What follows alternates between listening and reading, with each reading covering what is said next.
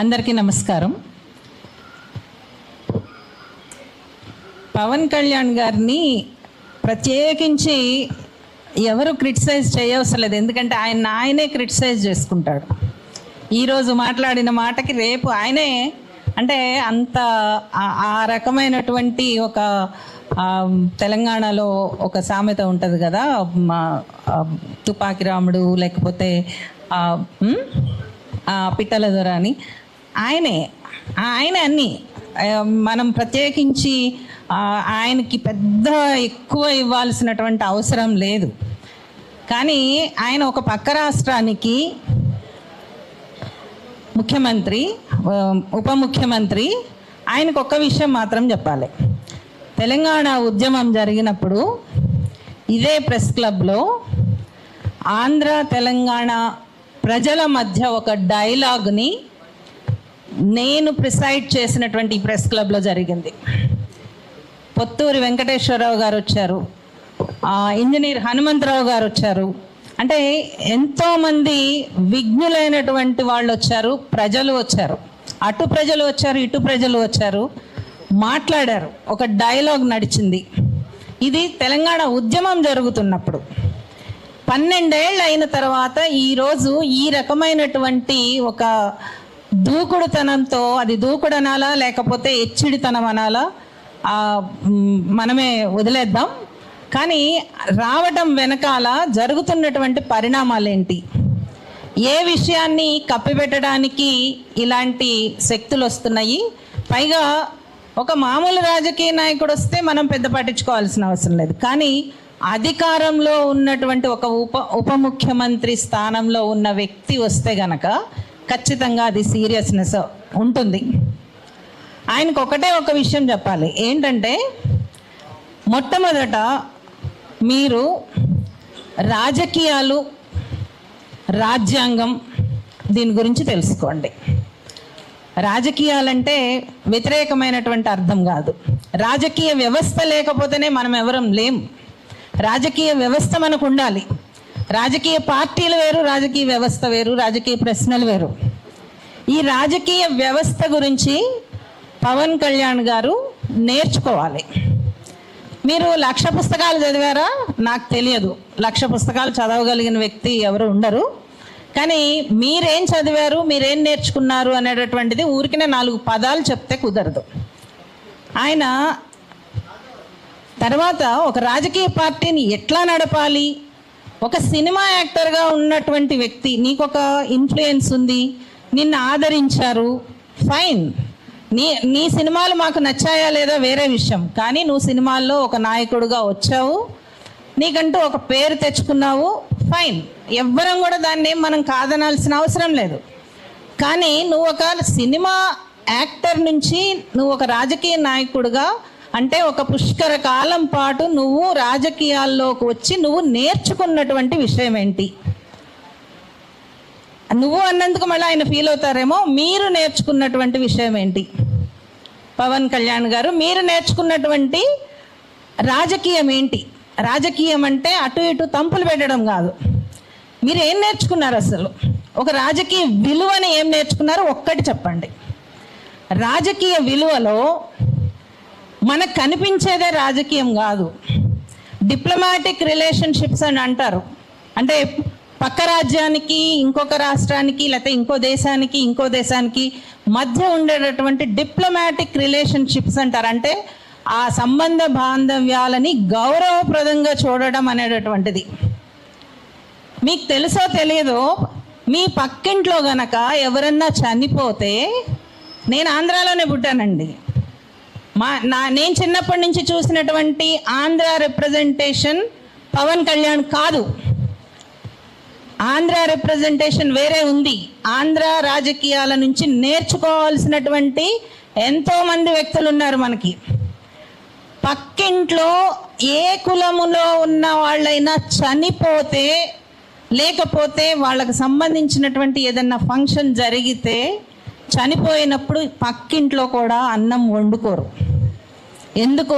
గౌరవప్రదంగా వాళ్ళని చనిపోయిన వ్యక్తిని, చనిపోయిన కుటుంబాన్ని గౌరవించి వాళ్ళకి తిరిగి అన్నీ పెట్టేటటువంటి సంస్కృతి.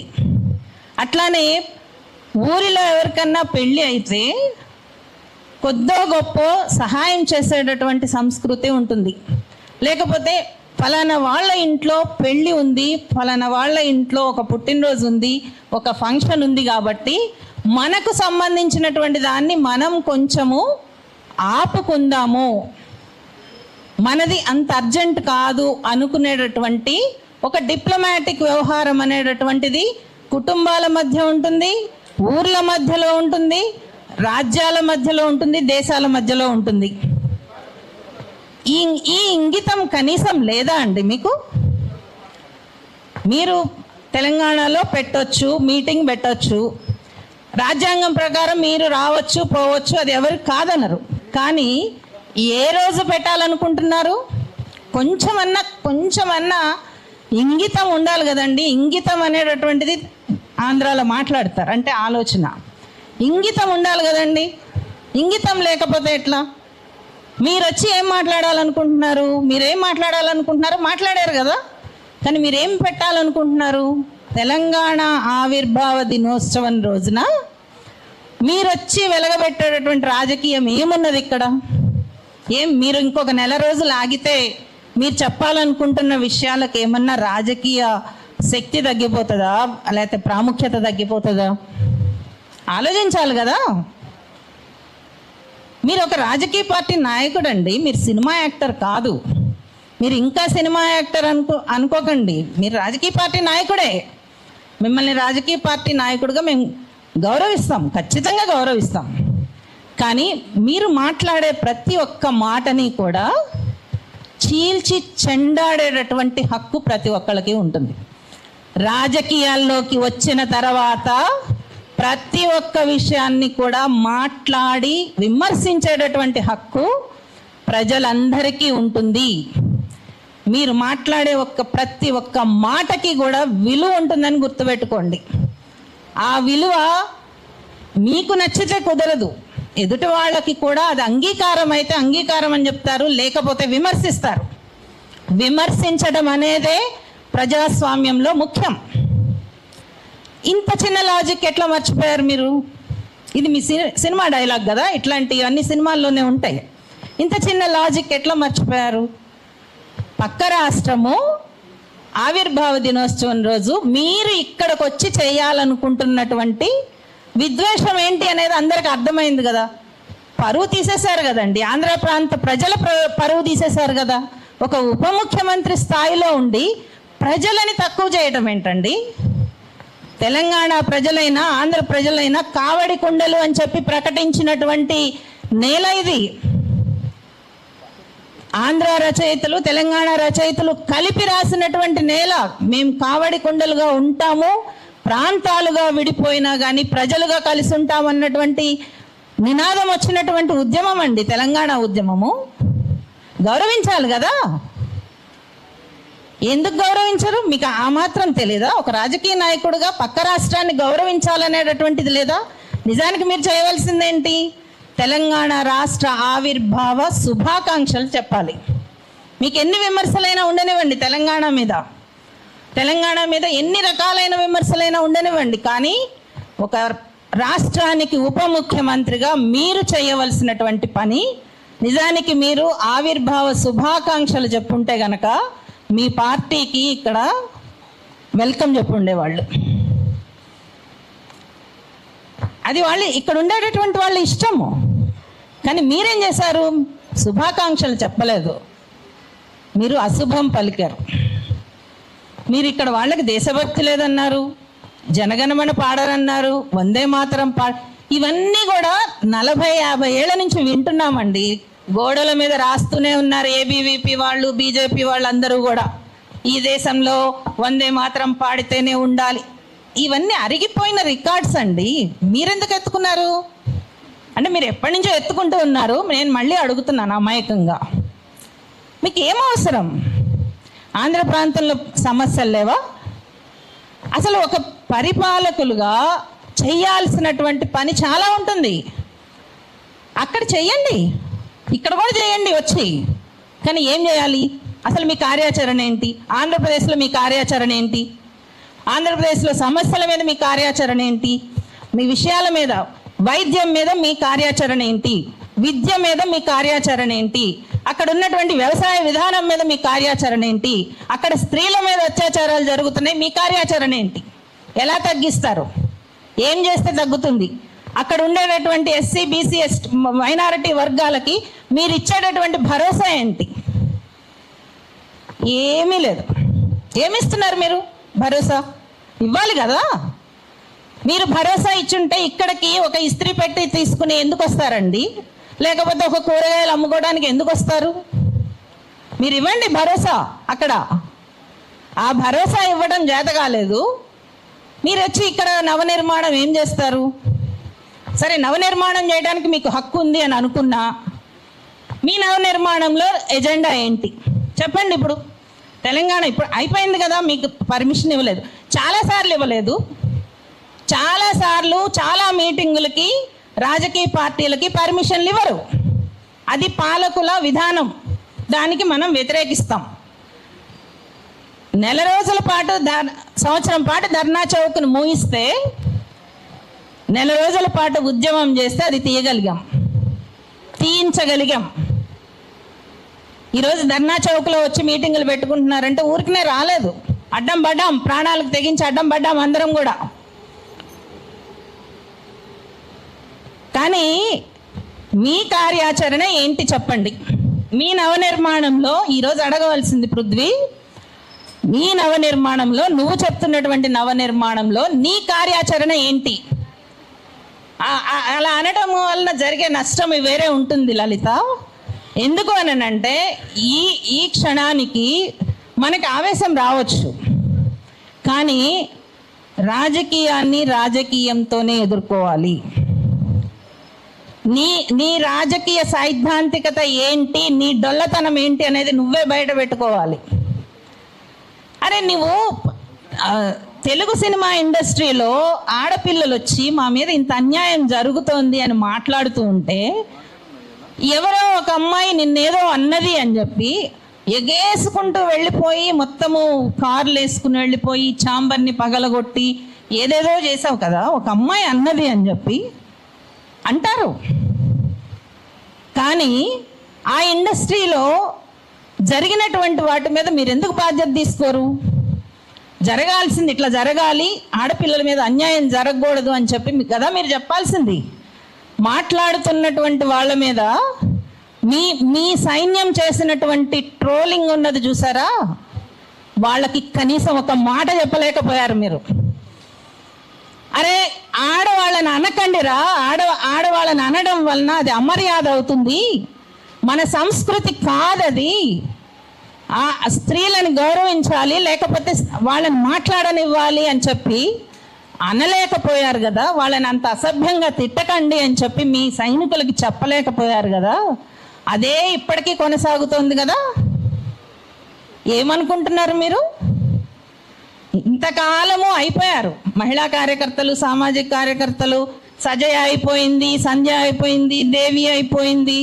మీరు మిమ్మల్ని పెంచి పోషిస్తున్నటువంటి ఢిల్లీ నుంచి మీకు అందుతున్నాయి కదా, వాళ్ళందరూ అయిపోయారు తిట్టడం అన్నీ. ఇప్పుడు మీరు మొదలు పెట్టారు. అండ్ ఇప్పుడు ఆడవాళ్ళందరూ అయిపోయారు కదా, ఇప్పుడు పృథ్వీ లాంటి వాళ్ళ ఫోన్ నెంబర్లు వేశారు. మా ఫోన్ నెంబర్లు ఎప్పుడో పబ్లిక్ అయిపోయినాయి, ఎప్పుడో అయిపోయినాయి. మేము చాలాసార్లు, కొన్ని వందల సార్లు రేప్ చేయించుకున్నాం.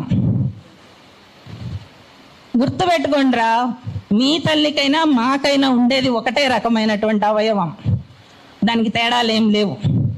నువ్వెలా పుట్టావో నేను అలానే పుట్టుంటాను. సృష్టి కార్యం ఒకలానే జరుగుతుంది, వేరే రకంగా జరగదు. పచ్చిగా మాట్లాడితే బూతులు అవుతాయి అవి, దానికి ఒక సంస్కారం ఉంటుంది.